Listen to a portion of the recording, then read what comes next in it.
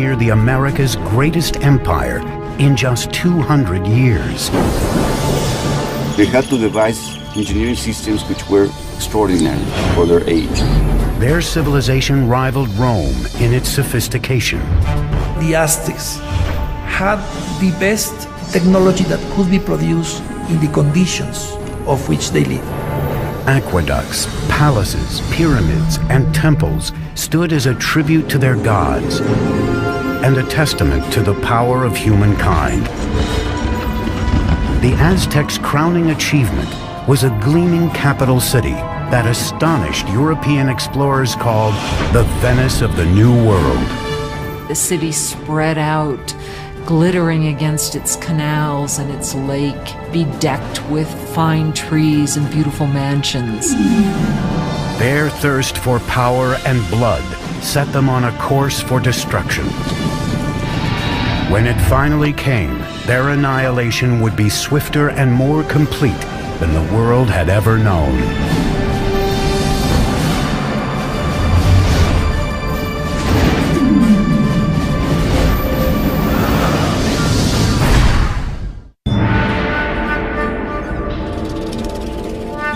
(1325 AD), central Mexico, near modern-day Mexico City.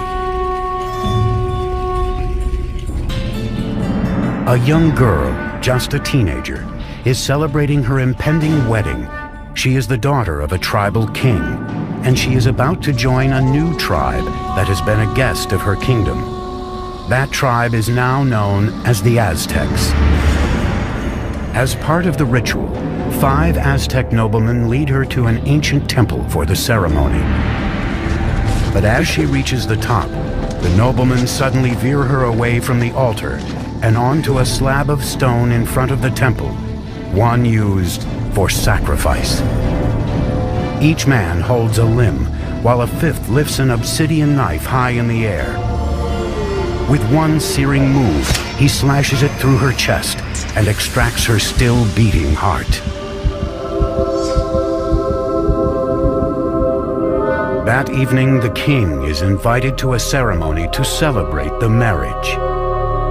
Instead, he finds a priest performing a dance, wearing the still glistening skin of his daughter. As part of the ritual, the Aztecs had flayed her to honor the god of fertility. He saw this and he was absolutely horrified at what he saw, his dear daughter. And so he and his forces immediately chased the Aztecs into the lake and onto this island where they sought refuge. The marshy island was an unwelcoming place. Yet it was from here that the Aztecs would beat the odds against them and forge the most powerful empire of the Americas.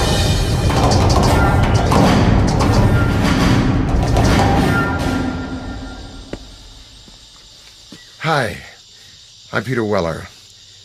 When I think of the Aztecs, I think of an elegant people with beautiful skin and flamboyant headdresses of many colors, and I think of floating cities and a terrific song by Neil Young about Moctezuma and Cortez. But I also think of knives, of obsidian glass ripping into chest cavities and hands, pulling out bleeding hearts and holding them high. Most of the Aztec sacrifices were performed in a temple atop a stone pyramid like this one.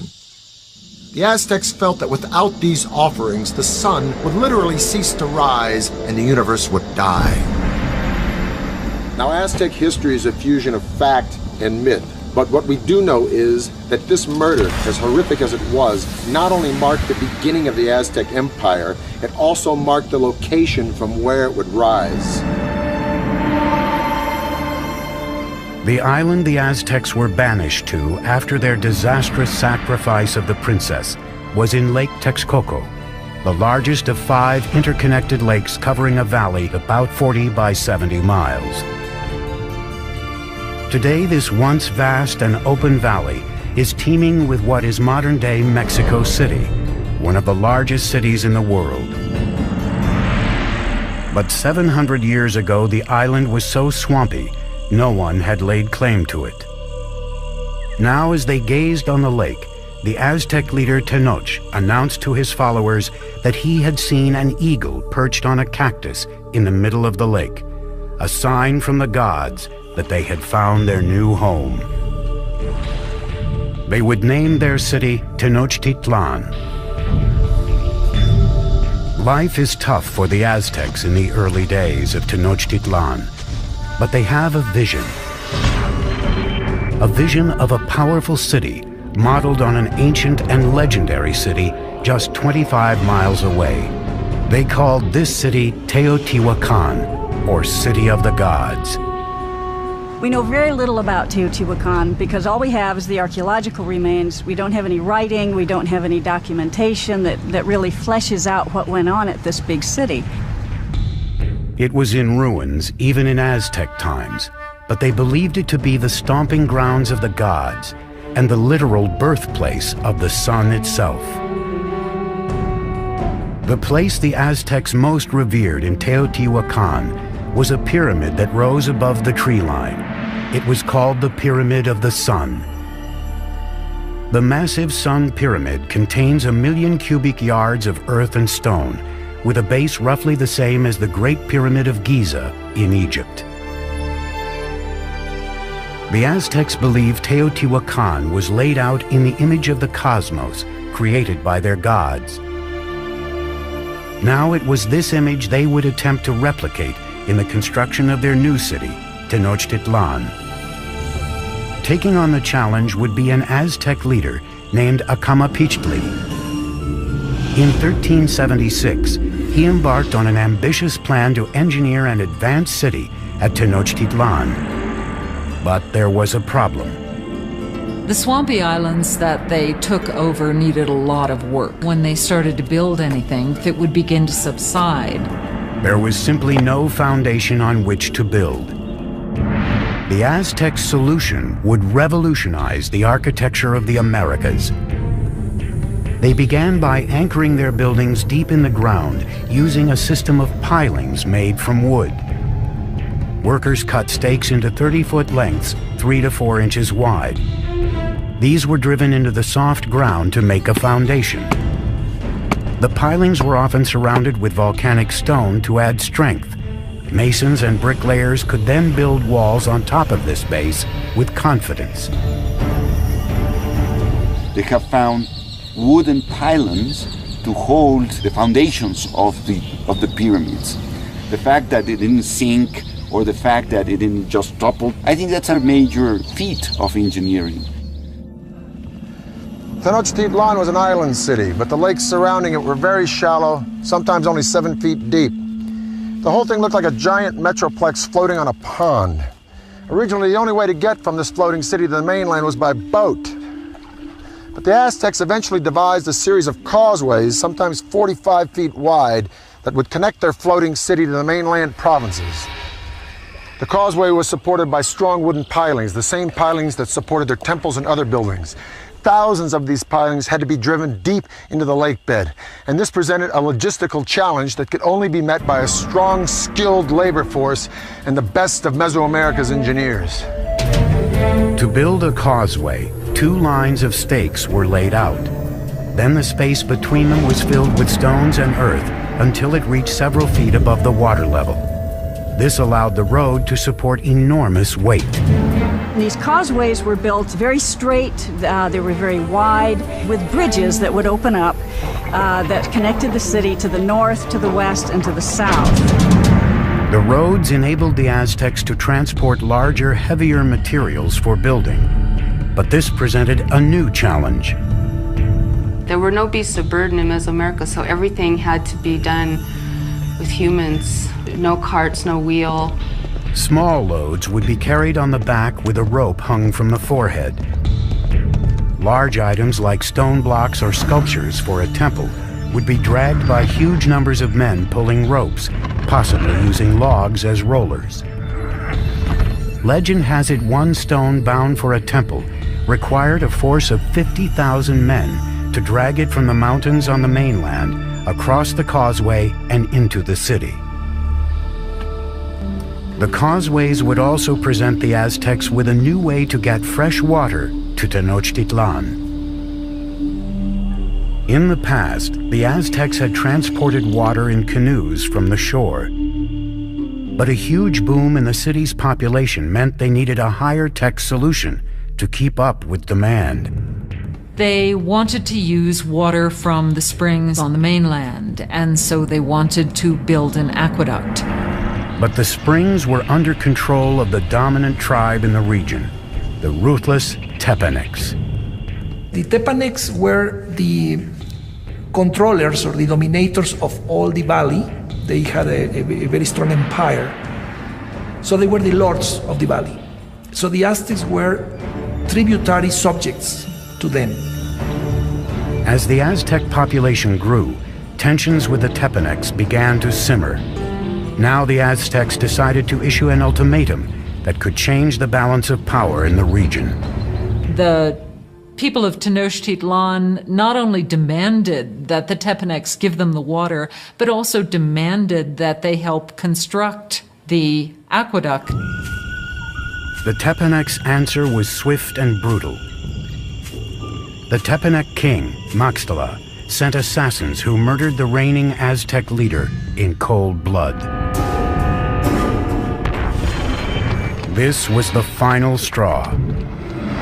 After decades of domination, the Aztecs would finally make their move and wage war against their ruthless overlords. And they would launch a series of wildly ambitious building projects around their growing island city that would earn them a reputation as the greatest engineers of the Americas. It is 1428, and the Aztecs have declared war on their overlords, a tribe called the Tepanecs. But to defeat the Tepanecs, they would need a little help from their neighbors. The Aztecs approached the nearby city-state of Texcoco. There, a decisive leader was on the rise. His name was Nezahualcoyotl, and his domineering leadership would be instrumental in forging the Aztec Empire. With Nezahualcoyotl at their side, the Aztec underdogs would go for the jugular. They launched an all-out attack on the Tepanec capital. After a siege of more than 100 days, they broke through Tepanec defenses and slaughtered their oppressors. After capturing the Tepanec king, Maxtla, King Nezahualcoyotl personally cut out his heart and sprinkled his blood into the waters of Lake Texcoco. Suddenly, the tables had turned. That is the exact moment of the beginning of the empire, and the Aztecs became the leaders of the Valley of Mexico. After conquering the Valley of Mexico, the Aztecs could now turn their attention to bringing clean water to their growing city. Remarkably, the Aztecs would independently design and build something that only a few world empires would master: the aqueduct. The aqueduct actually had two channels, each about 5 feet high and 3 feet wide. One would be cleaned and maintained, while the other was being used so the water flow was never interrupted. The twin-tube aqueduct ran for 3 miles from the mainland to the center of the island city. In town, water streamed into public fountains and reservoirs, and was distributed to the public in large clay jars or by canoe. In comparison to the Europeans, the Aztec were a very clean people. We know that the Aztec emperor bathed twice a day. So in terms of hygiene, the Aztec people was much more advanced than the Europeans. While the Aztec nobles were bathing in luxury, at this time in Europe, plague caused by unsanitary conditions was killing millions. King Nezahualcoyotl's own bath was one of the most unique in the Americas. It was fed by a sophisticated aqueduct system that also brought running water to his palace grounds. Behind me is the hill of Tetzcoatzinco. And on this hill, Nezahualcoyotl built a fantastic pleasure palace. And around this palace, a virtual botanical garden filled with all of the exotic flowers of Mesoamerica. Nezahualcoyotl brought water from the Sierra Nevada mountains all the way down to here, into this hill, to his palace, just to water his plants. To install an aqueduct there, Nezahualcoyotl had to fill a huge gorge between Tetzcocinco and the next hill. As the water arrived at the first hill, it gathered in small pools built to control the speed of the flow before it reached the aqueduct. After crossing the aqueduct, the water ran in a circuit around Tetzcocinco Hill, spilling off over the sides in rock-cut waterfalls to water the gardens. It ended up in a nearly perfectly round rock-cut pool called the King's Bath. And from here, he could look upon his domain at Texcoco, and he could look down at the botanical gardens that he was watering with his fantastic aqueducts. It is indeed a bath fit for a king. By the mid-15th century, with their empire on the rise, it was time for the Aztecs to choose a sovereign leader. He was called Moctezuma, and he would be the first of two emperors with this now famous name. Moctezuma's first order of business was to extend the empire's borders. The Aztecs captured city-states southward to the valley of Oaxaca, westward to the Pacific, and east toward the Gulf of Mexico. By 1449, the empire contained as many as 15 million people. In the short span of 100 years, the Aztecs accomplished the impossible. They had toppled the Mesoamerican world order. But while the Aztecs dominated militarily, their island city was vulnerable to a different kind of enemy. Like New Orleans, Tenochtitlan was constantly doing battle with water. And one of Moctezuma's first projects was to protect his city from the deluge of water surrounding it. This is what is left of Lake Xochimilco, in the southern part of Mexico City, in Aztec times, the city of Tenochtitlan. This lake, like the other four lakes that surrounded the city, were spring-fed. Thus there were no rivers or streams into which it could drain. And if it rained hard enough, the water would rise up and sweep over the land and into the city itself. And this is exactly what happened in the mid-1400s when a flood of catastrophic proportions swept into Tenochtitlan. The city and the empire it commanded were almost completely destroyed, and the Aztec civilization had to once again rely upon the genius of its engineers, and one engineer in particular. Moctezuma enlisted the help of his old ally Nezahualcoyotl to protect the city he was rebuilding from the lake. Nezahualcoyotl would design a solution that would make him the greatest engineer on the continent. His plan was to create a safe zone around the city with a huge dike that would protect Tenochtitlan and its inhabitants. It was designed to be larger than any earthwork anywhere in the Americas at the time, running for 10 miles just east of the city from the southern edge of the lake across to the north. The walls were a wickerwork construction made of sticks, reeds, stone, and earth.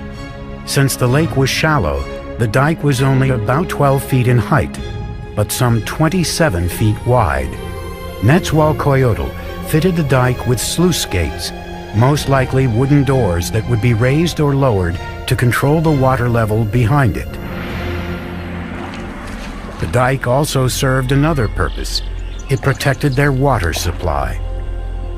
It was important to build some sort of protective mechanism to keep salt water out of the freshwater western part of the lake. An army marches on its stomach, so said Napoleon. Now, an ample food supply for civilians is a no-brainer in the critical development of any civilization. But the Aztecs perfected a unique method, not only to provide a substantial food supply for its civilian populace, but to fuel the military expansion of its empire. This revolutionary engineering was called Chinampas, a system that allowed them to literally create new land to farm and to live on. If you're going to have a city of any size, you have to provide room for them. And so what they did was build up these chinampas in the lake bed. Basically, a chinampa is an artificial island built in the lake. They looked like narrow football fields, about 300 feet long by about 30 feet wide. A chinampa was built by weaving a web of sticks floating in the water and piling reeds on top of them. Mud was then scraped from the lake bottom and piled atop the reeds to form the chinampa. It took 4 to 6 men 8 days to build the average chinampa. They were connected to the city by massive navigational canals that would take thousands of men months to build. A chinampa like this one could produce up to 7 crops a year, whereas a farm on the mainland could yield 1, maybe 2, maybe 3 at the most. As a crop was ready to harvest on a chinampa, seedlings from another would be sprouting out of mud that would be spread on a boat adjacent to the chinampa.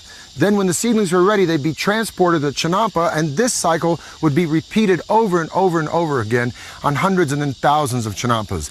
Now, it was this technology that transformed Tenochtitlan from just another tribal town in the 14th century to a dominant and thriving city-state. With their city's infrastructure in place and vast lands under their control, the Aztecs would push the boundaries of their empire further than ever before. They'd create a far-flung network of roads, Aztec superhighways. But as the empire grew, so too did their practice of human sacrifice. Soon, rivers of blood would be flowing through the streets of Tenochtitlan.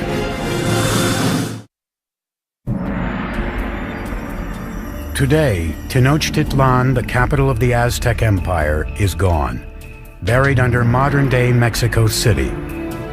But 700 years ago, it was a shining capital on the rise, built by advanced engineers and led by larger-than-life emperors. By the late 15th century, the Aztec population had exploded. Their next great emperor would launch a series of conquests that would rival anything in world history. His name was Ahuitzotl, and he would prove to be an even greater warrior than his grandfather, Moctezuma. By 1502, Ahuitzotl had conquered territory from Mexico's Pacific coast and pushed the empire as far south as Guatemala. His reign was kind of like a golden age. He was a king that opened up transport routes to the coastal areas and to lowland areas where the Aztecs got their greatest luxuries, these shimmering tropical feathers, the gold, the precious stones that the nobles and rulers wore as symbols of their station in life. To transport riches to the heart of the empire, the Aztecs constructed a network of superhighways throughout central Mexico. Relay runners were stationed every few miles to create a sort of ancient Federal Express. Messages or goods could be sent 200 miles from the Gulf Coast to Tenochtitlan in just 24 hours, faster than the postal service today. With the empire at its height, the Aztecs under Ahuitzotl embarked on their greatest construction project, a massive pyramid at the very center of Tenochtitlan, the symbol of their absolute power. It was called the Templo Mayor, or Great Temple. The base of the pyramid was 240 feet deep by 300 feet wide and rose to a height of 15 stories. There were at least 117 steps in 2 staircases climbing 200 feet, leading to twin temples to honor the gods of rain and war. The temple was rebuilt on the same location 7 times, beginning in 1325 with the city's founding. As the empire grew, so did the pyramid. Each stage was simply built right on top of the stage before. The Templo Mayor was built mainly with a stone called tezontle, that is volcanic stone. It's a very lightweight stone that would prevent the sinking of the temple. For floors and walls, the Aztecs applied a lime plaster, which was a form of concrete.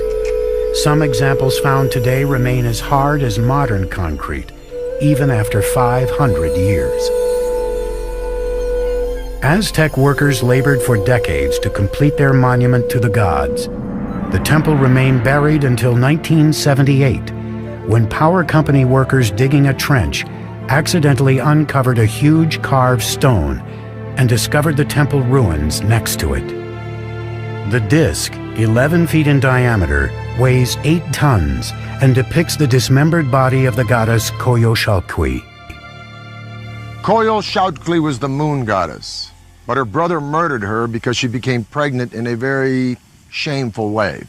Now, the Aztecs weren't prudes by any means. Matter of fact, nobles had many wives and concubines, but amongst the commoners, particularly women, adultery was a no-no and severely punished, often by death. So according to legend, the moon goddess's brother cut her head off, and after he decapitated her, he shoved her body down a hill. The Aztecs reenacted this killing literally and frequently in festivals throughout their calendar year. They would decapitate their victims at the top of a pyramid like this and then push the carcasses down the steps to the great stone at the bottom. For the Romans, their most precious treasure was gold. For the Egyptians, it was the afterlife. For the Aztecs, it was human blood. They felt a sense of reciprocity with the gods. So they needed to give a thanksgiving to the gods, giving the most precious thing they had, that was human blood. The Aztecs called it precious water, and they believed that if the gods didn't receive it in massive quantities, the world would end in apocalypse. It was common practice to adorn the walls of the insides of the temples with fresh human blood. And the smell must have been appalling. To dedicate his expansion of the Great Temple, Emperor Ahuitzotl held a mass sacrifice. The heads of victims were displayed prominently on skull racks around the temple. According to some chronicles, they say that there were sacrificed 20,000 people. From a practical point of view and from a scientific point of view, it sounds impossible. So I think that the chronicle that is written by Spanish sources is basically telling us that to their eyes they were many. As Ahuitzotl's reign continued, the bloodletting skyrocketed. Life in Tenochtitlan soon became an orgy of death. Friends and enemies alike would be brought in to witness the sacrifices.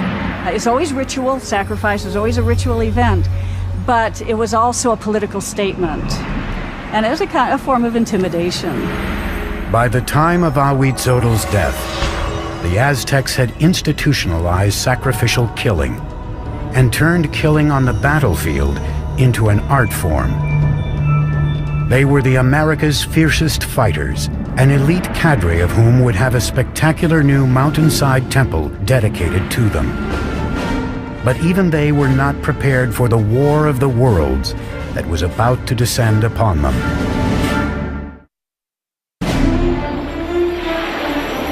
(1502), Ahuitzotl, Emperor of the Aztecs, is dead. Moctezuma II, a 34-year-old former priest, comes to power. A world away, in Spain, an 18-year-old notary named Hernan Cortés is preparing to cross the Atlantic to join in his country's conquest of the New World. This is the zenith of the Aztec Empire. It now covers at least 80,000 square miles, reaching out from Tenochtitlan to both coasts and as far south as Guatemala. Some 25 million people are subject to Aztec rule. 38 provinces, containing innumerable city-states, are paying them heavy tribute, making the emperor and nobles fabulously rich. The city spread out, glittering against its canals and its lake, bedecked with fine trees and beautiful mansions. And Moctezuma II presided over it all. He was known for his statesmanship and military skills. A tough leader, he slaughtered the population of towns that wouldn't bend to his rule. But privately, he was troubled. It seems that Moctezuma was a passive individual, perhaps even a depressive individual.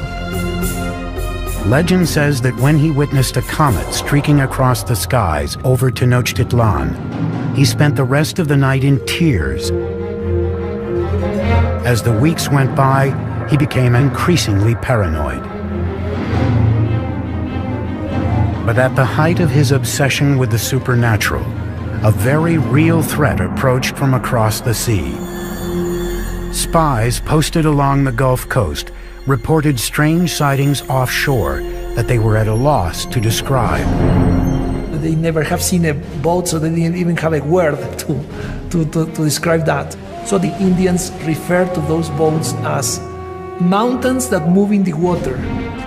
In 1519, after sailing from Cuba, Cortés landed with 11 of these floating mountains and 500 men on the Gulf of Mexico, 200 miles southeast of Tenochtitlan. The tribes were astonished by these men with metal armor and animals they had never seen.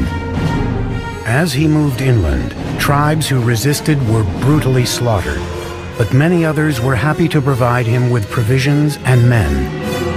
One of the ways in which one local lord down on the Gulf Coast curried favor was to give Cortés and his company a group of women who were to not only provide for them in housekeepers sort of manner, but were also clearly meant to be courtesans as well and provide sexual services to them.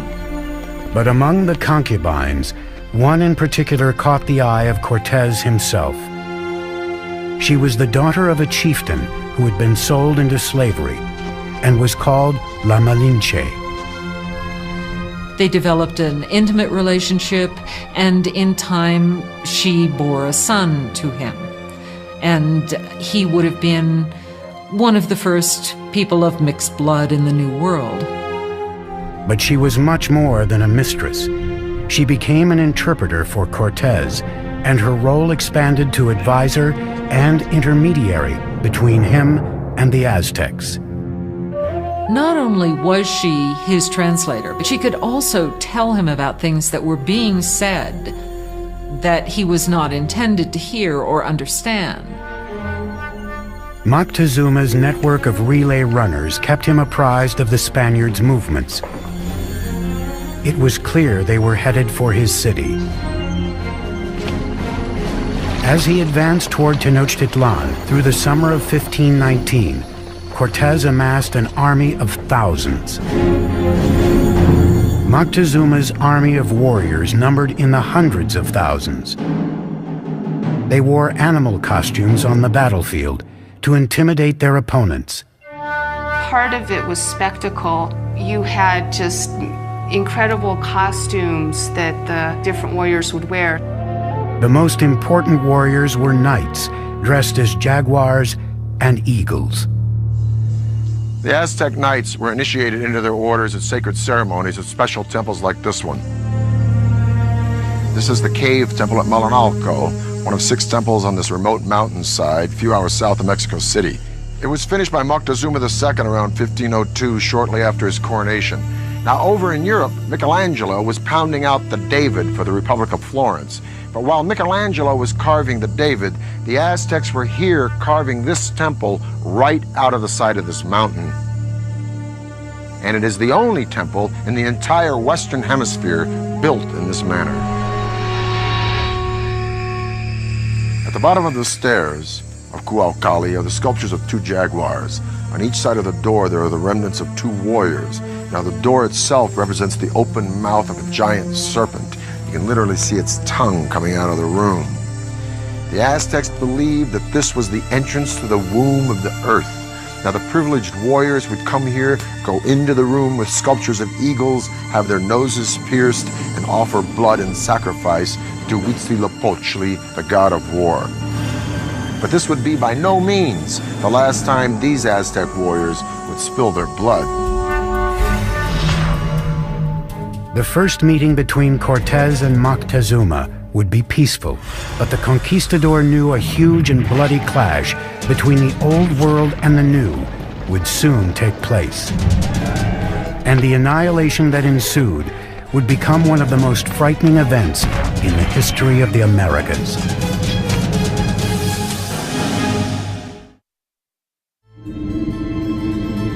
It is the fall of 1519. Spanish conquistador Hernán Cortés has finally reached the gleaming Aztec capital he has heard so much about, Tenochtitlan. When the Spaniards first saw Tenochtitlan, they thought they were in some kind of an enchanted vision. They thought they'd entered some kind of a dream. A massive force of native warriors, allied against the Aztecs, accompanies him as he advances on the main causeway into the city. The meeting of Cortés and Montezuma on a causeway approaching Tenochtitlan had to be one of the most remarkable events in world history. It's really a meeting of two different worlds. And Cortés offered his hand, but the minute he started to do that, to actually touch Montezuma, the noble attendants around Montezuma pushed Cortés away and said, no, that's a total indignity. Nobody touches Montezuma, the great lord of the land. The meeting of the two worlds was peaceful, but fraught with tension. Moctezuma by this time had become increasingly impulsive and prone to bouts of hysteria. So the encounter was an encounter of sensing the forces, no, in each side. But the Aztecs had a diplomacy and a warfare system that was somewhat naive in comparison to the very tricky and sly system of the Europeans. Moctezuma invited the Spaniards to stay in one of his palaces. It would prove to be a catastrophic mistake. As the Spaniards entered the city, they were so awed they thought they were dreaming. At the heart of the city stood the emperor's colossal palace. The palace of Moctezuma II was a massive complex spread across 6 acres near the Great Temple. One of the Spaniards noted that every day at Moctezuma's palace, 600 nobles gathered, and they would hear the word of their emperor. Moctezuma received the Spaniards in a large reception chamber just beyond the main entrance, designed to make the emperor appear omnipotent. But Moctezuma's palace would be the last ever built by the Aztecs. Not a week into their visit, the Spaniards went for the jugular, kidnapping Moctezuma. It was an audacious move, but it paid off. The empire appeared to be theirs. Even though Moctezuma was still the official leader of the city, he was really, for some time, nothing more than a mouthpiece for Cortés. For 6 months, tensions within the walls of Tenochtitlan slowly simmered. Then, in the spring of 1520, it all came to a head. One morning, Spanish soldiers interrupted a sacred sacrifice and slaughtered those taking part. The move sparked an uprising. For the Aztecs, the Spaniards had committed an unspeakable sacrilege. The city became engulfed in chaos as the Aztecs marched on Moctezuma's palace. Moctezuma gets up on the top of the palace and tries to talk to the people and calm them down, and by now they're just not having any of it. Moctezuma had become nothing more than the Spaniards' puppet, a betrayal so great in the eyes of his people, they pummeled him with rocks and arrows.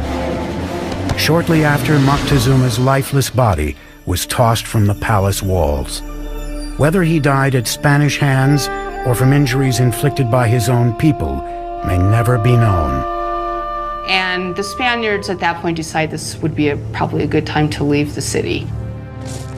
On the night of June 30th, 1520, the Spaniards attempted to escape under cover of darkness. But they can't separate themselves from the plunder that they've gotten so far, so they're weighted down with all of the things that they want to take with them. They were easy targets for the Aztec warriors, who caught them on the causeway. Bodies quickly piled up in the water. 400 Spaniards were killed along with several thousand of their Indian allies. That escape has come to be called the Noche Triste, the sad night. Cortez and a few others managed to escape with their lives. The Spaniards would now destroy the shining city of Tenochtitlan for good. He would begin by severing the lifeblood of the city, the aqueduct. As hundreds of thousands of people within the city's walls were without water, Cortez created a blockade around Tenochtitlan to cut off all outside supplies of food. So the idea of this blockade was to try to make surrender the city by hunger. And the Aztecs had a tremendous resistance, so they couldn't be defeated easily. And what they decided to do is to mount an attack both by land and by sea. For centuries, the lake around Tenochtitlan was a barrier against invaders. But Cortez would find a way around that. He had thousands of his Indian allies carry ships in pieces up thousands of feet over the mountains to be assembled and launched into the lake. May 1521. Cortez unleashes his massive army in a final decisive attack on Tenochtitlan. 600 Spaniards, including 100 cavalrymen and upwards of 50,000 of their Indian allies, clash with the Aztec defenders of the city on its grand causeways. Brutal fighting continued for months. Day by day, Cortez razed the city block by block. He and his Indian allies were merciless in their systematic slaughter of the population. It was an extremely hard-fought battle, especially in the city precincts. The Aztecs made a last stand at the great temple in Tlatelolco. Warriors lined the steep steps to rain down arrows and rocks on their enemy. But it was hopeless. On August 13th, the final Aztec leader, Cuauhtemoc, was captured and surrendered to Cortez. And that was just the beginning. 20 million would die of disease brought by the Spaniards. By the end of the 16th century, we estimate that the native population had been reduced by about 90%. Modern-day Mexico City has been built atop the rubble of the once majestic city of Tenochtitlan. The Spaniards leveled it during the construction of their own colonial capital, even using stones from the great temple to build their cathedral still standing next to the temple ruins. The Aztec Empire had vanished, and with it, a legacy of astonishing engineering achievements. It has become clear from their sophisticated systems of urban planning, agriculture, and waterworks that the Aztecs stood among the most advanced of the world's great empires. The cave temple here at Malinalco is one of the few truly impressive Aztec achievements that the Spanish did not destroy. And stunning sights such as this beg the tantalizing question, if the Spanish had not come, what would Deep within the jungle, we're talking about a civilization discovered in the middle of a rainforest. Cryptic remains of a lost civilization, one that spanned a continent for more than 1,000 years. They definitely had attributes of the supernatural. They were the ancient Maya. Their rulers filled vast cities with sky-high pyramids, ornate palaces, and lavish plazas. They were masters of their environment. They were very resourceful in figuring out how to harness the energy, creating amazingly sophisticated works of art and engineering, and sustaining a civilization for 1,500 years. Then, after generations of prosperity and innovation, the ancient civilization collapsed, turning bustling cities into ghost towns to be reclaimed by Mother Nature. Centuries later, answers to the mysteries surrounding these majestic people and the godlike kings who ruled them tell a story of conquest, ingenuity, and disaster.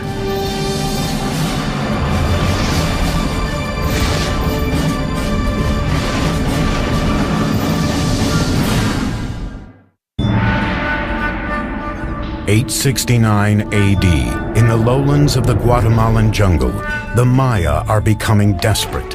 Food and clean water are dwindling. Thousands of people are starving. And malnutrition and disease are ravaging the population. The Maya no longer trust their divine rulers to appease their gods. Political turmoil plagues the kingdoms, and one by one the great city-states are being abandoned. The ancient Maya civilization is crumbling.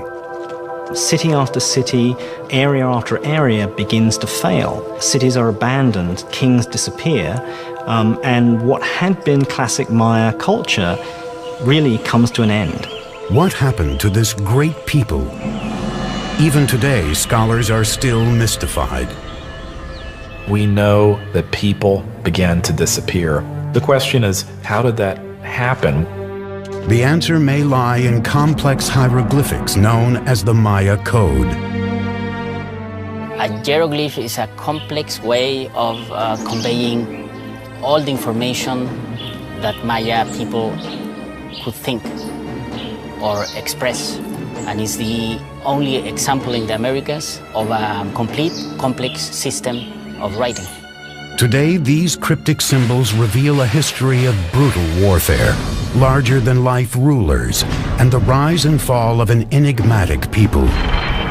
Hi, I'm Peter Weller, and I'm standing on top of this beautiful temple deep in the rainforest of southern Mexico near the border of Guatemala, and this is the heart of the civilization of the ancient Maya. For years, archaeologists believed that the ancient Maya were peacefully separated into 40 or so independent city-states, each with their own dynasty of kings. For what we could tell, there seemed to be trade, communication, but there didn't seem to be any particular imperial aggression motivated by a thirst for land or power outside of a king's own territory. But in the last half-century, these theories are starting to fly in the face of a different story because hieroglyphs like this one, the remnants of the ancient Maya's advanced writing system, are painting a whole new picture. The touchy-feely 1960s and New Age ideas of a gentle and loving people are being fast replaced by a much more complex reality of city-states, butting heads and bloody clashes. And now we have evidence that brutal battles and human sacrifice were fundamental components of life among the ancient Maya.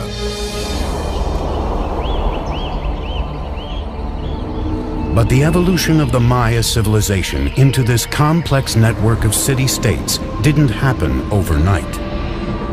The Maya came into existence probably a couple of thousand years before Christ.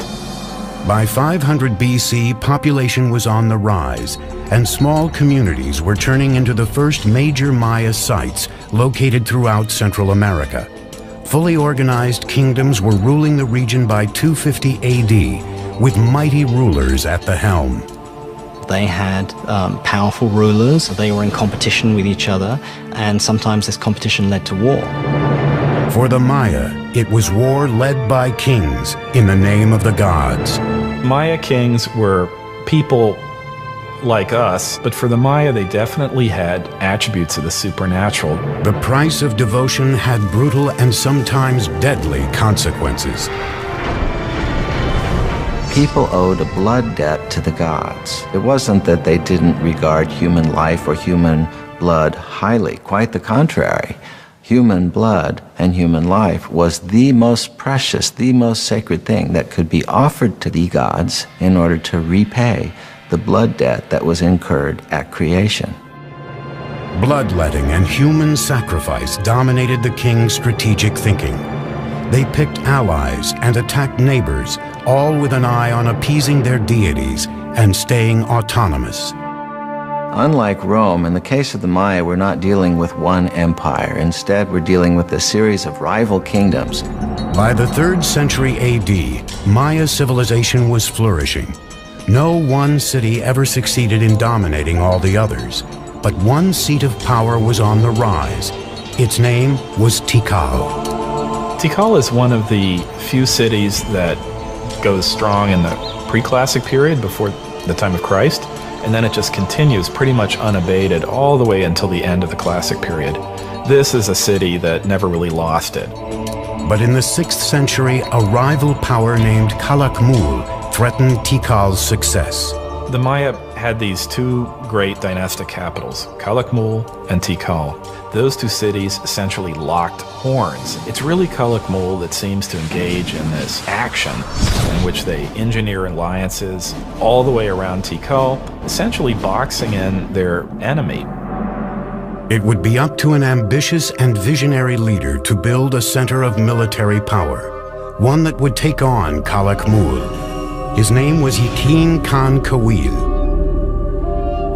He would construct one of the most iconic structures of the Maya, a pyramid that would stand the test of time, the Temple of the Giant Jaguar. The most valuable monument was one that took a lot of effort. So a big temple pyramid is an indication of your power, your strength, your prestige. It's a way of drawing people into your city because it shows what an awesome, powerful ruler you are. Building in semi-tropical environments with rudimentary materials was a unique challenge, especially when the goal was to build vertically using Stone Age technology. Most of the technology that we associate with big stone constructions were unknown to the Maya. They did not have beasts of burden. They didn't have metal tools. What the Maya did have was a virtually unlimited supply of malleable limestone and a great deal of manpower. Your labor was one of the things that you were required to give to the king on an annual basis. Blocks of limestone were quarried and then pushed, pulled, or carried by sheer force to the construction site. They used something that we call the tump line, and this is a rope that would pass around the forehead, and in that they could carry, literally at times, hundreds of pounds of debris. Level by level, the pyramid was built skyward. Wooden scaffolding supported the laborers and the structure as it expanded. Skilled masons shaped the limestone with stone tools and wooden mallets. Though the interior was filled with unrefined rubble, the exterior was deceivingly manicured, covered in a strong mortar known as Maya stucco, and painted red. Even though they knew of the wheel, even though they knew of metal, they elected not to make practical use of either of these things. And I think in part it was because in their worldview something was much more valuable if a lot of human labor went into it. At nearly 150 feet, the Temple of the Giant Jaguar emerged, facing west toward the setting sun. The ancient skyscraper would command the attention of all who set foot in Tikal's Grand Plaza as a symbol of power and redemption. But Yakin Khan Kawil's engineering marvel was just the beginning. In 736, Kawil had defeated his ultimate rival, Calakmul. Then, in 743 and 744, he attacked and eviscerated two critical Calakmul allies that surrounded Tikal, El Peru to the west and Naranjo to the east. Finally, the suffocating noose that had once strangled Tikal was broken. In celebration of this, he builds a whole series of major expansions to the palace, new pyramids. And when we look at Tikal today, in many cases, we're looking at the fruits of that success. He may have even launched the construction of the tallest of Tikal's structures, Temple 4. Made of 250,000 cubic yards of stone, the massive pyramid stretched more than 210 feet, or 22 stories high, nearly as tall as the towers of the Brooklyn Bridge. It jutted far above the dense rainforest canopy, with a 180-degree view of the city. In the distance, other Maya cities were also ambitiously building toward the sky. But at this moment, with King Yakin Khan Kawil at the helm, Tikal was the unchallenged powerhouse of the Maya civilization. But Tikal was not alone.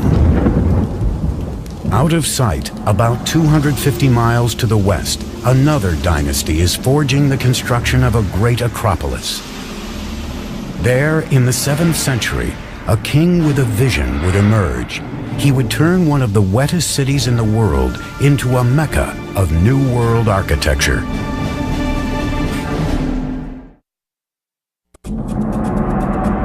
611 AD, on the outskirts of the Maya world in southeast Mexico, a city by the name of Palenque is on the ropes.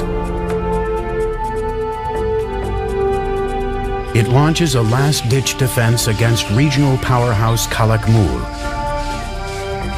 Palenque's forces are overwhelmed, and the king is killed with no male heir to the throne.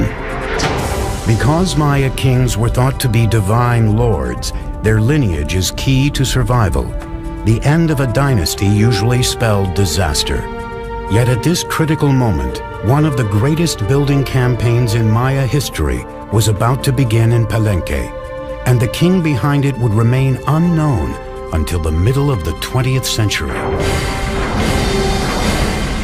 In 1949, some of the questions regarding the mysterious dynasty of Palenque are answered when archaeologist Alberto Rus-Lhuillier is excavating this 75-foot-high temple, now called the Temple of the Inscriptions. Now, I'm in pretty good shape, but those guys had headdresses and big robes, obsidian knives and swords. I thought I'm in pretty good shape, for an old guy anyway. But I don't know how they did it. And I don't know how Alberto Rus-Lhuillier did it. But I still got a lot to go. And when he gets up into the sanctuary, he looks around. And he notices on the floor a row of holes covered with stone stoppers, and he figures out that these holes were made for ropes in order to pull up the slab, just like I'm on a trapdoor. So he pulls up the slab, this one exactly, and he follows a steep staircase filled with dirt and debris. He's never seen a Maya pyramid like this before, so his men start digging and digging and digging into the unknown. The wet stairs are very slippery from the moisture and time and the rain from the forest, and he finally gets down to a plateau. And he notices that the whole pathway doubles back and then continues, and he finds hidden doors, secret passageways, signs that a lot of thought and calculation went into building this structure. Finally, after 3 long years, he gets to the bottom of this 80-foot stairway, and there he sees a small corridor. And in the corridor is a stone box, and in the box are 6 skeletons, the remains of souls who were sacrificed to protect the person for whom this temple was built. But he still doesn't know who that person was. And then he finally sees a huge door, a massive triangular stone. So his men and he open it, and then they go in.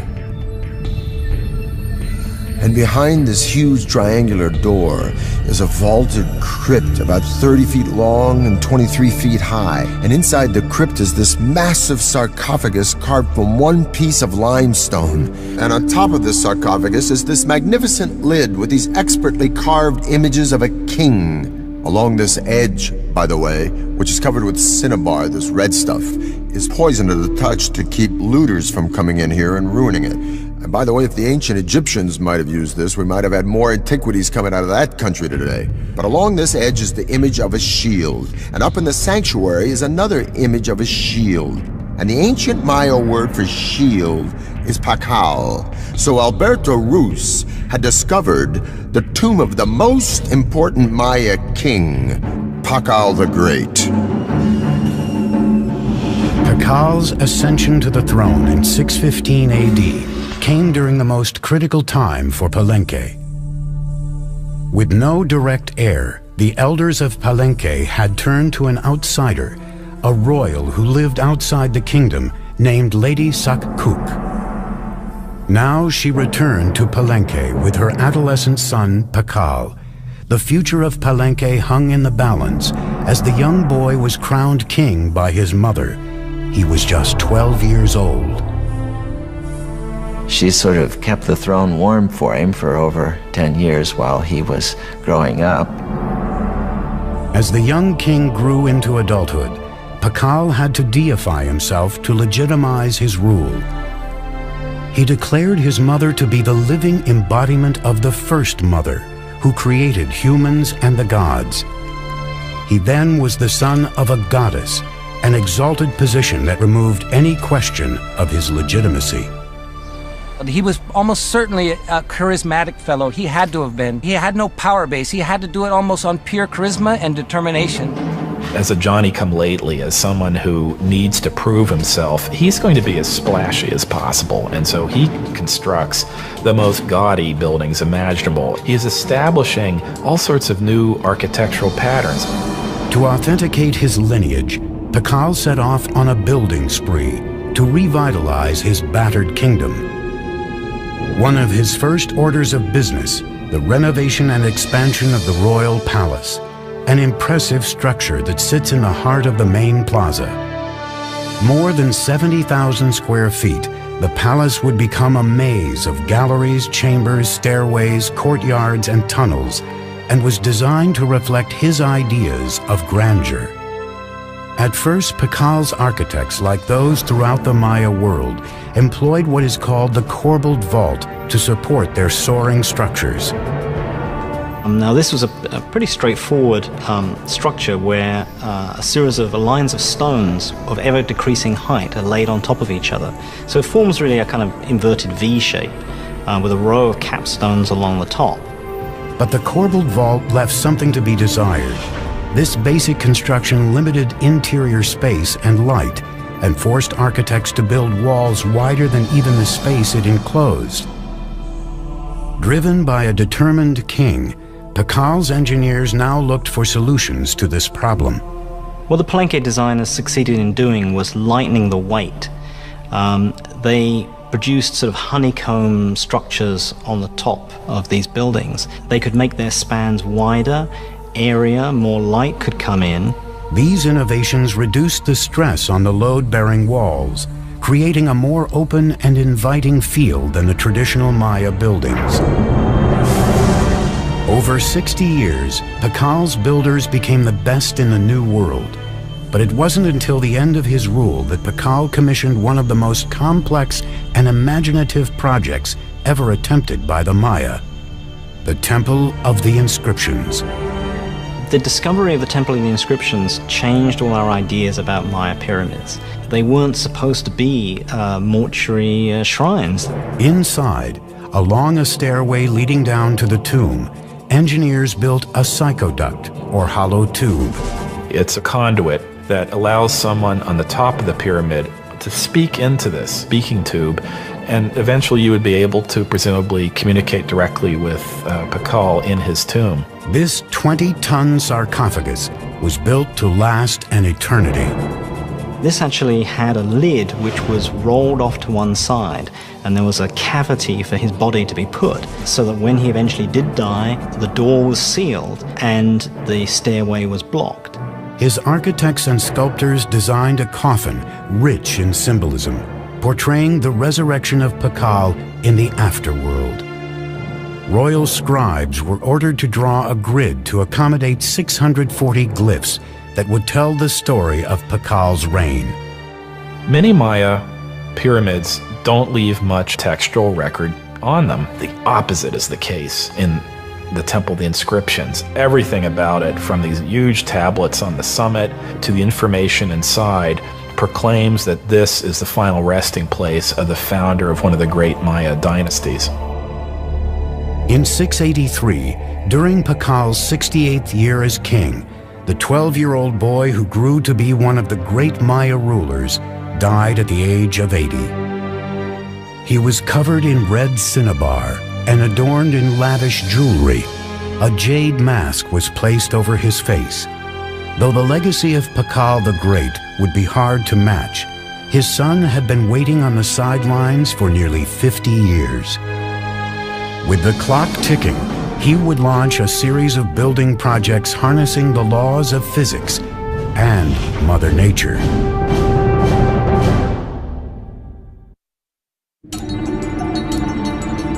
"684 AD, the mighty King Pakal has engineered Palenque to be one of the finest Maya capitals ever known. After 68 years on the throne, his body is buried in a tomb that rivals those built for the Egyptian pharaohs. Now it is up to his son to build upon his father's legacy and cement his own reign. His name was Khan Balam. Pakal was the founder of a dynasty, but his son was a great consolidator. He was someone that was going to make sure that that dynasty would continue. The 48-year-old king immediately threw himself into an ambitious three-pyramid complex that would stand as his own monument for the ages. He designed and constructed the Cross Group, one of the most intricate and beautiful groups of ceremonial temples ever constructed in the Maya world.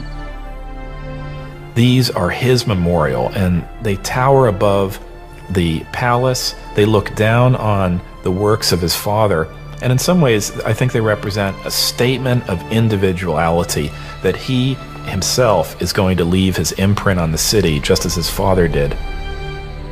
He ordered his engineers to build three intricate structures: the Temple of the Cross, the Temple of the Foliated Cross, and the Temple of the Sun.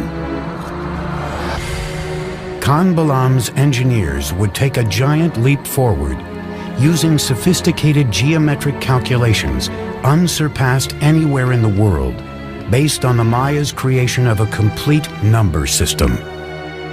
One of the many ways in which the Maya were ahead of their time was in their creation of what we would refer to as zero. With a simple combination of a shell which represented zero or completion, and then a dot, number one, and then a 5. By just placing them in different positions, they were able to multiply, and reach incredible numbers. The Greeks and Romans were tremendous engineers, theologians, historians, and so forth, but were very limited by their mathematical system because they didn't have a zero. So here you have the irony that they were able to produce great public works, philosophy, and whatnot, but were really pretty lousy mathematicians compared to the Maya. Khan Balam's engineers' advanced mathematical observations may have included the discovery of proportions like the square roots of rectangles and something called the golden mean, a naturally occurring proportion that can be seen in animals, nature, and even the human body as 1 to 1.618. Measure a person from his head to his belly button, and then from his belly button to his feet. You get a proportion very close to 1 to 1.618, the golden mean. Some scholars believe this proportion has been appearing in structures for thousands of years at places like the pyramids of Giza in Egypt and the Parthenon in Greece. Da Vinci's Vitruvian Man is a study of this proportion, and some even say he painted the Mona Lisa using this ratio in her features. With nothing more than some sticks and a cord, Khan Balam's engineers may have been able to measure the square roots of rectangles. In the Temple of the Cross, these shapes would be used to mark the two main piers of the facade, the width of the medial doorway and the interior walls. The golden ratio can be seen in the rear chambers and the base of the structure, with the side wall as 1 and the back wall as 1.618. By using repeated squares and natural proportions in the Temple of the Cross, a beautifully calculated floor plan took shape, full of geometry, mythological history, and a king's own legacy. But not all engineering in Palenque was done with an eye on the afterlife. Palenque's engineers also had to focus on more practical needs. One of the names of Palenque is Lacamha, which means place of great waters. We have 4 rivers running through Palenque year-round. We have dozens of springs. We have water everywhere. These riches came with challenges. Palenque was surrounded by steep hills, natural springs and creeks that carved their way through the base of the site, leaving only bits and pieces of flat, water-free land for building. Unlike most Maya cities, the problem facing Palenque wasn't how to store water for the dry season, It was how to deal with an overabundance of water. As you can see, everything is green here. It rains every day. So to meet this challenge, the city planners devised a unique way of diverting the pre-existing streams by building subterranean aqueducts that would channel the water underground, thus saving more land on top for cultivation. These tunnels were lined with limestone and they were covered with our old friend from Egypt and Greece, the Corbelled Vault. Series of protruding stones, one on top of the other, formed sort of an arch overhead. Now these ceilings were so sturdy, they could support the massive weight of Palenque's giant plazas overhead.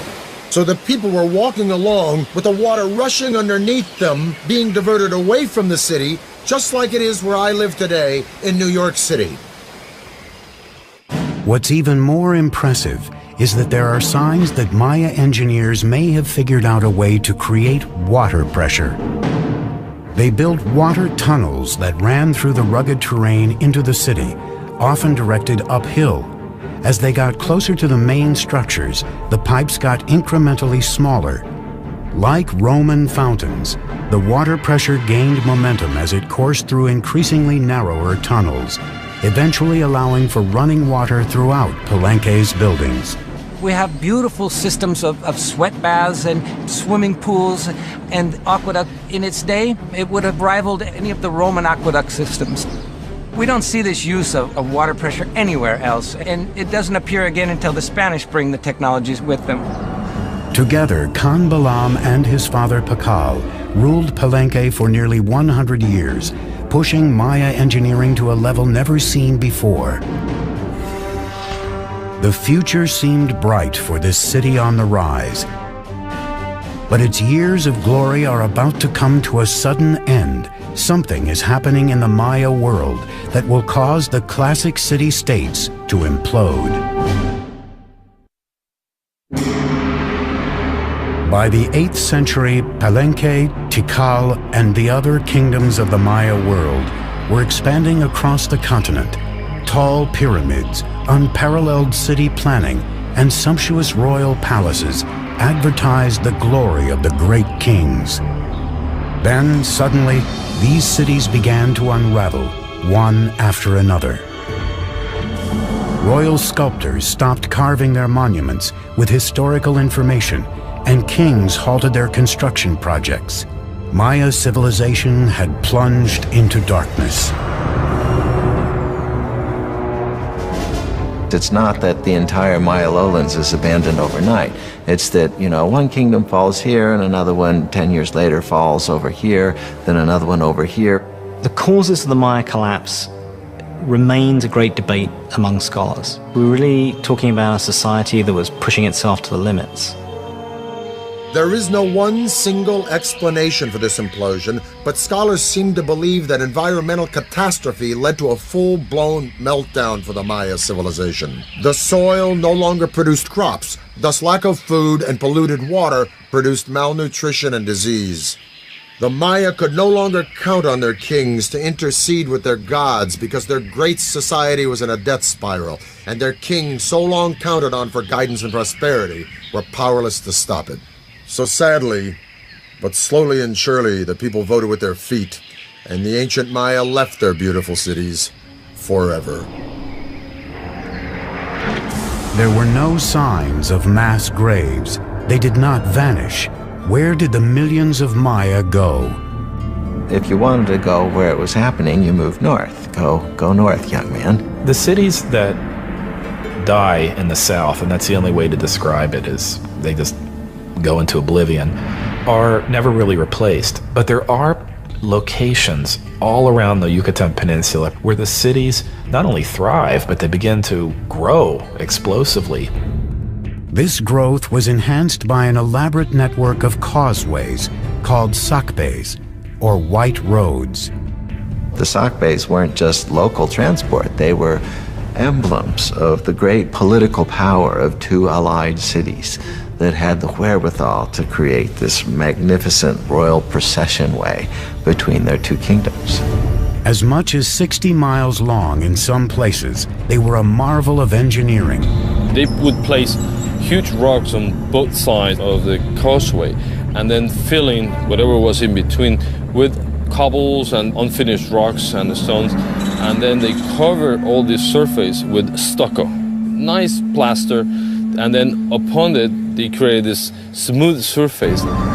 In the Yucatan Peninsula, the Sac Bays often charted a course through the rough terrain in perfectly straight lines.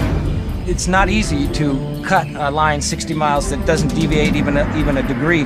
I would really like to know what instruments they use. We have no record of it. These causeway systems allowed for rebirth, movement, and trade in the north, and it is there that the ragged survivors of the southern lowlands hope to find a second chance, in a Yucatan city called Chichen Itza. Chichen Itza came to be the largest and most powerful city from about 800 to 1050 or so that had a real knack of being a big tent. So it was a very cosmopolitan place, and I'm sure it traded handsomely on that reputation. One of the buildings unique to the site was El Caracol, an astronomical observatory. The Maya were obsessed with both time and the stars and spent centuries looking to the sky for answers. The Maya probably had something called a gnomon, which is a series of two crossed bars, and by looking at the intersection of those two bars, they would be able to focus on something. With just basic tools, the Maya were able to track the movement of the stars and planets and the passing of time. Like Stonehenge, this was a place where people could make solar and lunar observations. The staircase in the front of the building faced 27.5 degrees northwest, out of line with other structures, but in almost perfect alignment with Venus's most northerly position in the sky. It was closely aligned with the celestial bodies and occurrences, such as the movement of Venus and the solstices. In the higher tower of the building, 3 openings survive today. They are small, narrow, and irregularly placed, but they align along astronomical sight lines. In the Caracol, we can see in its orientations, in its peculiar displacements, in its odd alignment of buildings, a focus on what Venus was doing at the time. Venus is a kind of variable actor up there in the skies. Sometimes it moves in this direction, sometimes it moves in that direction. The Caracol seems to be about looking at Venus when it's come to the end of a certain kind of motion. This astute astronomical observation allowed the Maya to build their interlocking calendars that were more accurate than any other used in the ancient world. The Maya had 2 calendars, one ritual and then, the solar calendar that is very, very similar to what we use in the Western world. The Maya measured the solar year to be 365 days. Their measurements for the revolution of Venus and the occurrence of lunar eclipses were equally on target. In just 200 years, the Maya had achieved a rebirth in the wake of the catastrophic destruction of their southern cities. But now the North would face an even deadlier enemy, one that was capable of annihilating the Maya while leaving their cities intact. In the 9th century, the classic Maya cities suddenly and mysteriously collapsed, ending the era of greatest prosperity and growth. Rebirth in the North gave the Maya an opportunity to combine astronomy and engineering on an unprecedented scale. At Chichen Itza, signs of continuing obsession with the skies left a permanent mark on Maya architecture. The cornerstone of Chichen Itza was the 98-foot El Castillo, or the castle, built in the 9th or 10th century. The 365 steps equal the number of days in the Maya civil calendar. 52 panels on each side represented the Maya's 52-year cycle. 9 terraced levels equaled the 18-month Maya solar calendar. And the temple's axis was perfectly aligned so that specific shadows were cast twice a year. For any Maya standing and looking at the northwestern sector of the Castillo, they would see a balustrade and then a combination of shadows and the sun hitting that part just before sunset. And then several triangles form. And then at the very bottom of this balustrade, you have a nice carved serpent head, a snake coming down from heaven. And that is indicating the arrival of the rainy season. The Maya saw this phenomenon as a manifestation of the deity Kukulkan, the feathered serpent. The Mayas were able to actually record, the equinox. That day in the year where night and day, last the same. Every year, March 21st, you see the descent of Kukulkan. Surrounding El Castillo, the civic buildings took on a new characteristic, spaciousness, with a broad open plaza, temples, marketplaces, a ball court, and colonnades. So the colony hall not only housed the feasting events, but maybe individuals were brought into the plaza. The general public was probably invited, depending on the occasions, to come to the plaza and witness the arrival of this, traders, the merchants. Greek or Roman in appearance, these round columns were used as a new type of structural support and were an architectural first in the Maya world.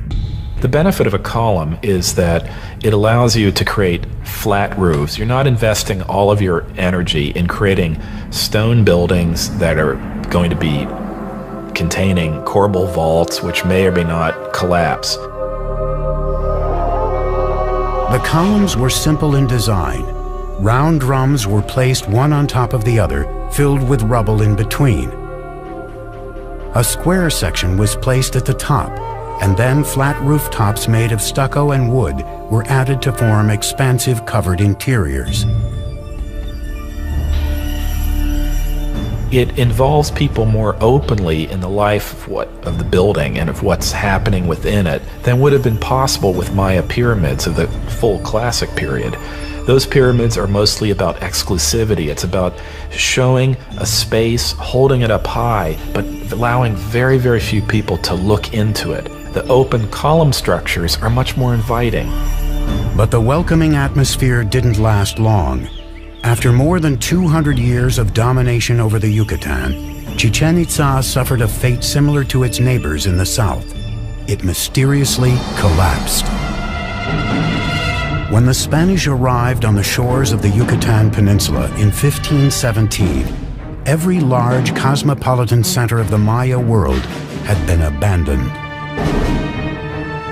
Even so, a splintered Maya civilization living in small villages across the countryside put up a sustained fight against the conquistadors. They proved difficult to conquer because rather than taking a king captive or an emperor, as they did with the Aztec, they had to conquer one village at a time. And once they moved on to the next village, there'd be one behind them that would then begin to rise and revolt. Maya warriors killed conquistadors by the thousands, but their weapons proved useless against a more potent enemy, disease. Within 100 years, 90% of the population of the New World was gone. The Maya who survived faced further persecution. Friar Diego de Landa had been sent from Spain to convert the Maya to Christianity, and he ruthlessly enforced his religious teachings. Diego de Landa was a young idealist who came to the New World trying to save souls, trying to win converts to what he referred to as the one true faith. But the Maya didn't believe that they should instantly and forevermore reject all of their own beliefs. On July 12, 1562, Landa ordered an auto de fe, or burning of the Maya texts, believing they were the writing of the devil. This was the end of thousands of years of accumulated knowledge of Maya civilization, one of the great tragedies in human history. In a lucky twist of fate, 4 codices survived the inferno and wear and tear of time. By the 19th century, some of these books that happened to escape the clutches of these friars and their destructive urges began to make their way into public attention. Today, their survival story is just another mystery in the complex history of the Maya. The fact that they were able to sustain an urban civilization in the rainforest for 1,500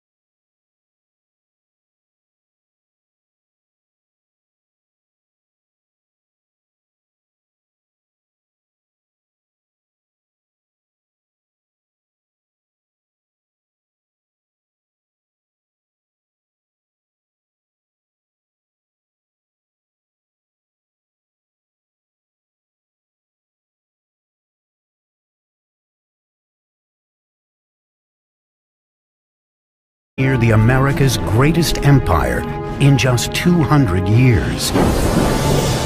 They had to devise engineering systems which were extraordinary for their age. Their civilization rivaled Rome in its sophistication. The Aztecs had the best technology that could be produced in the conditions of which they lived. Aqueducts, palaces, pyramids, and temples stood as a tribute to their gods and a testament to the power of humankind. The Aztecs' crowning achievement was a gleaming capital city that astonished European explorers called the Venice of the New World. The city spread out, glittering against its canals and its lake, bedecked with fine trees and beautiful mansions. Their thirst for power and blood set them on a course for destruction. When it finally came, their annihilation would be swifter and more complete than the world had ever known.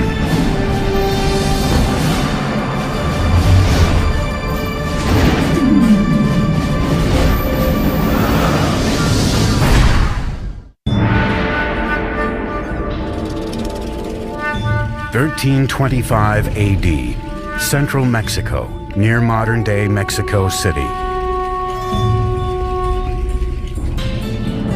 A young girl, just a teenager, is celebrating her impending wedding. She is the daughter of a tribal king, and she is about to join a new tribe that has been a guest of her kingdom. That tribe is now known as the Aztecs. As part of the ritual, 5 Aztec noblemen lead her to an ancient temple for the ceremony. But as she reaches the top, the noblemen suddenly veer her away from the altar and onto a slab of stone in front of the temple, one used for sacrifice. Each man holds a limb, while a 5th lifts an obsidian knife high in the air. With one searing move, he slashes it through her chest and extracts her still beating heart. That evening, the king is invited to a ceremony to celebrate the marriage. Instead, he finds a priest performing a dance, wearing the still glistening skin of his daughter. As part of the ritual, the Aztecs had flayed her to honor the god of fertility. He saw this, and he was absolutely horrified at what he saw, his dear daughter. And so he and his forces immediately chased the Aztecs into the lake and onto this island where they sought refuge. The marshy island was an unwelcoming place. Yet it was from here that the Aztecs would beat the odds against them and forge the most powerful empire of the Americas.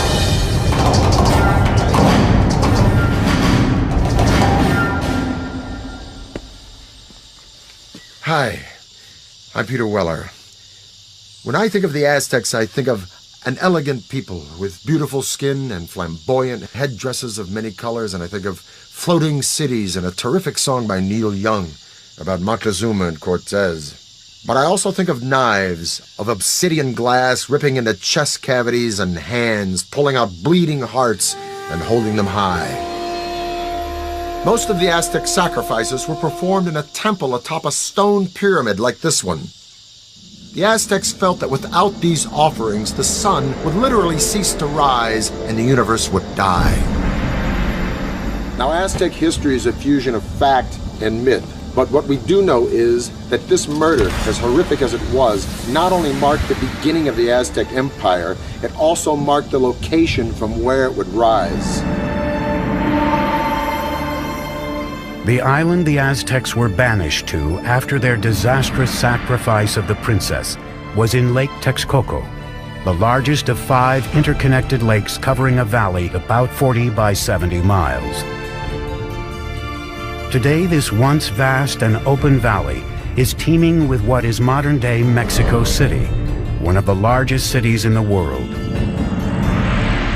But 700 years ago, the island was so swampy, no one had laid claim to it. Now, as they gazed on the lake, the Aztec leader Tenoch announced to his followers that he had seen an eagle perched on a cactus in the middle of the lake, a sign from the gods that they had found their new home. They would name their city Tenochtitlan. Life is tough for the Aztecs in the early days of Tenochtitlan, but they have a vision. A vision of a powerful city modeled on an ancient and legendary city just 25 miles away. They called this city Teotihuacan, or City of the Gods. We know very little about Teotihuacan because all we have is the archaeological remains. We don't have any writing, we don't have any documentation that really fleshes out what went on at this big city. It was in ruins even in Aztec times, but they believed it to be the stomping grounds of the gods and the literal birthplace of the sun itself. The place the Aztecs most revered in Teotihuacan was a pyramid that rose above the tree line. It was called the Pyramid of the Sun. The massive Sun Pyramid contains 1 million cubic yards of earth and stone, with a base roughly the same as the Great Pyramid of Giza in Egypt. The Aztecs believed Teotihuacan was laid out in the image of the cosmos, created by their gods. Now it was this image they would attempt to replicate in the construction of their new city, Tenochtitlan. Taking on the challenge would be an Aztec leader named Acamapichtli. In 1376, he embarked on an ambitious plan to engineer an advanced city at Tenochtitlan. But there was a problem. The swampy islands that they took over needed a lot of work. When they started to build anything, it would begin to subside. There was simply no foundation on which to build. The Aztec solution would revolutionize the architecture of the Americas. They began by anchoring their buildings deep in the ground using a system of pilings made from wood. Workers cut stakes into 30-foot lengths, 3 to 4 inches wide. These were driven into the soft ground to make a foundation. The pilings were often surrounded with volcanic stone to add strength. Masons and bricklayers could then build walls on top of this base with confidence. They have found wooden pylons to hold the foundations of the pyramids. The fact that it didn't sink or the fact that it didn't just topple, I think that's a major feat of engineering. Tenochtitlan was an island city, but the lakes surrounding it were very shallow, sometimes only 7 feet deep. The whole thing looked like a giant metroplex floating on a pond. Originally, the only way to get from this floating city to the mainland was by boat. But the Aztecs eventually devised a series of causeways, sometimes 45 feet wide, that would connect their floating city to the mainland provinces. The causeway was supported by strong wooden pilings, the same pilings that supported their temples and other buildings. Thousands of these pilings had to be driven deep into the lake bed, and this presented a logistical challenge that could only be met by a strong, skilled labor force and the best of Mesoamerica's engineers. To build a causeway, 2 lines of stakes were laid out. Then the space between them was filled with stones and earth until it reached several feet above the water level. This allowed the road to support enormous weight. These causeways were built very straight, they were very wide, with bridges that would open up that connected the city to the north, to the west, and to the south. The roads enabled the Aztecs to transport larger, heavier materials for building. But this presented a new challenge. There were no beasts of burden in Mesoamerica, so everything had to be done with humans. No carts, no wheel. Small loads would be carried on the back with a rope hung from the forehead. Large items like stone blocks or sculptures for a temple would be dragged by huge numbers of men pulling ropes, possibly using logs as rollers. Legend has it one stone bound for a temple required a force of 50,000 men to drag it from the mountains on the mainland across the causeway and into the city. The causeways would also present the Aztecs with a new way to get fresh water to Tenochtitlan. In the past, the Aztecs had transported water in canoes from the shore. But a huge boom in the city's population meant they needed a higher-tech solution to keep up with demand. They wanted to use water from the springs on the mainland, and so they wanted to build an aqueduct. But the springs were under control of the dominant tribe in the region, the ruthless Tepanecs. The Tepanecs were the controllers or the dominators of all the valley. They had a very strong empire. So they were the lords of the valley. So the Aztecs were tributary subjects to them. As the Aztec population grew, tensions with the Tepanecs began to simmer. Now the Aztecs decided to issue an ultimatum that could change the balance of power in the region. The people of Tenochtitlan not only demanded that the Tepanecs give them the water, but also demanded that they help construct the aqueduct. The Tepanecs' answer was swift and brutal. The Tepanec king, Maxtla, sent assassins who murdered the reigning Aztec leader in cold blood. This was the final straw. After decades of domination, the Aztecs would finally make their move and wage war against their ruthless overlords. And they would launch a series of wildly ambitious building projects around their growing island city that would earn them a reputation as the greatest engineers of the Americas. It is 1428, and the Aztecs have declared war on their overlords, a tribe called the Tepanecs. But to defeat the Tepanecs, they would need a little help from their neighbors. The Aztecs approached the nearby city-state of Texcoco. There, a decisive leader was on the rise. His name was Nezahualcoyotl, and his domineering leadership would be instrumental in forging the Aztec Empire. With Nezahualcoyotl at their side, the Aztec underdogs would go for the jugular. They launched an all-out attack on the Tepanec capital.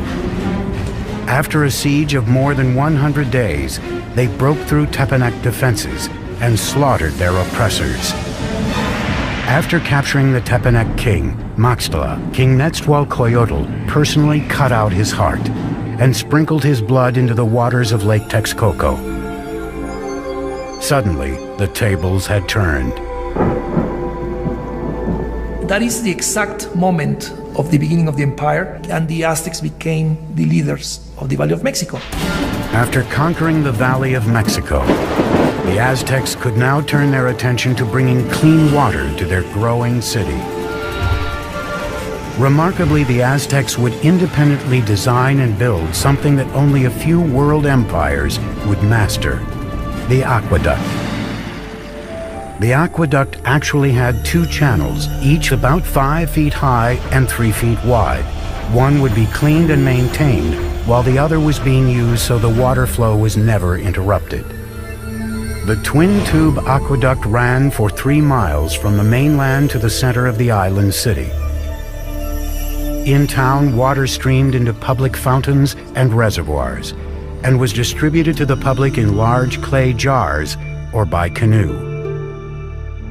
In comparison to the Europeans, the Aztec were a very clean people.